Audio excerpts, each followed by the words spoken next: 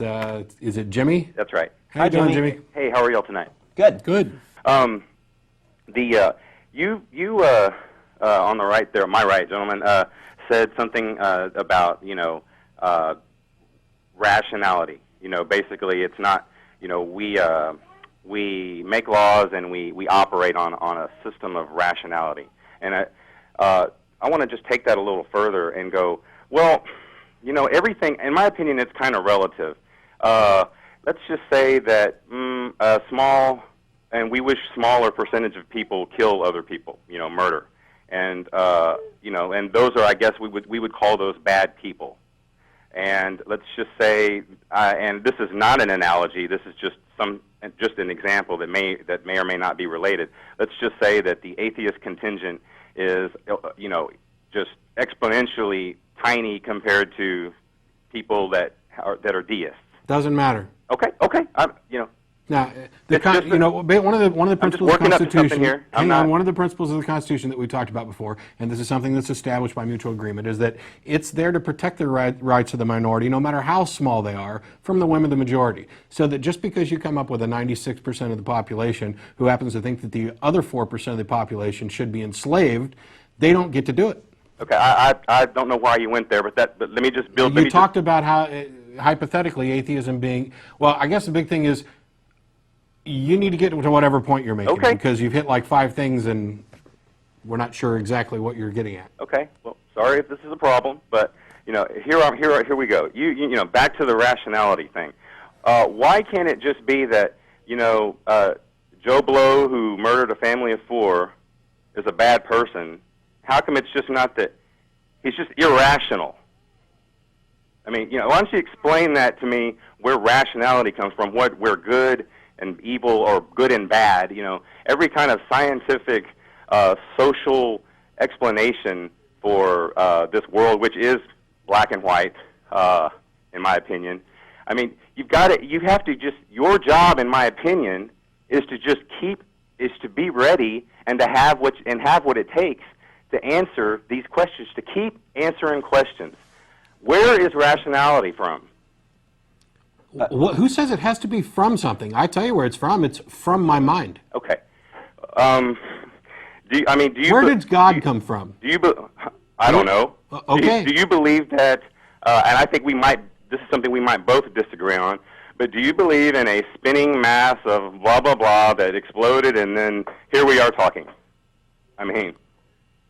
Are you talking about the common misrepresentation of the Big Bang Theory that sure. people like? Yeah, I would like to explain. No, it's wrong. I'd like your take on the Big Bang Theory.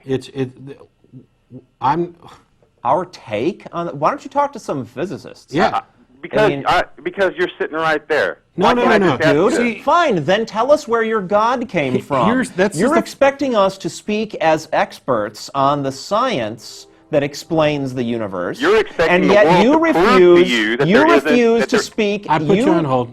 So you refuse to speak as an expert on the issue of your religion. You can't say your religion is immune to questioning and then put us on the spot and insist that I'm an artist. Right? Matt, I don't know what the hell Matt does for a living.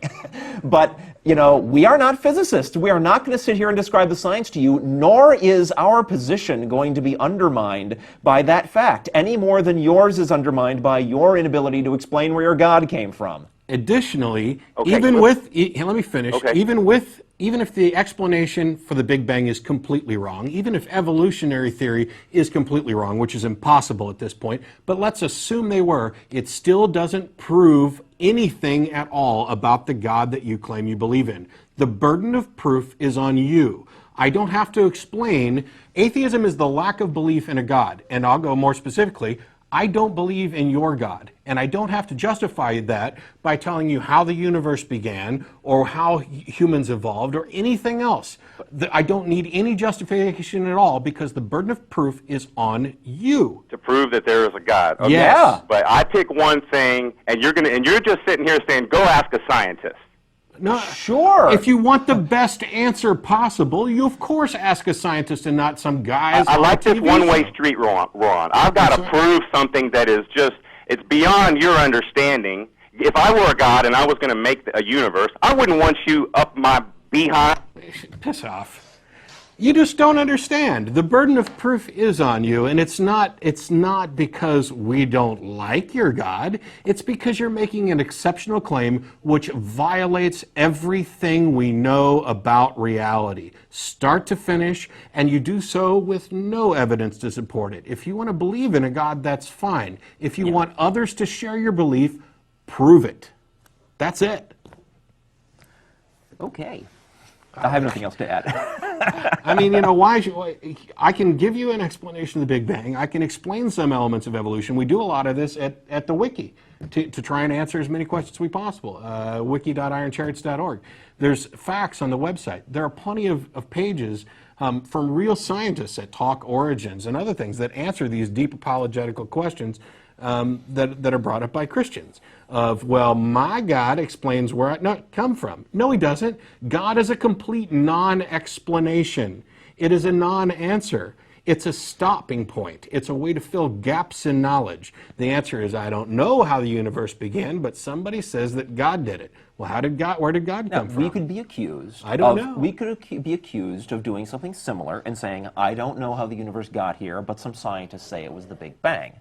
Right? We could be accused of that. The difference is that what is known about the Big Bang is not based on faith.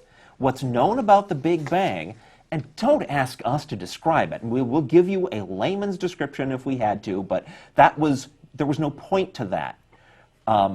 Because atheists don't have to accept the Big Bang. That's true.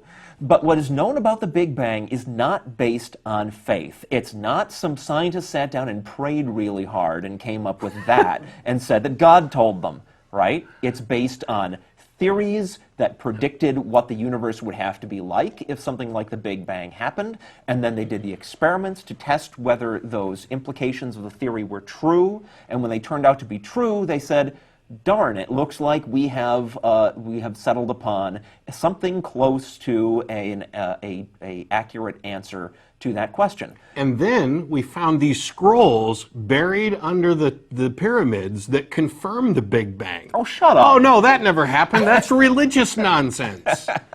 Gosh. Right. Scientists do not say what they say just 'cause. They are not pulling it out of their butts. And as a clarification, for those of you who are foaming at the mouth right now, we're not saying that all religious people are crazy. No, but most of you probably are.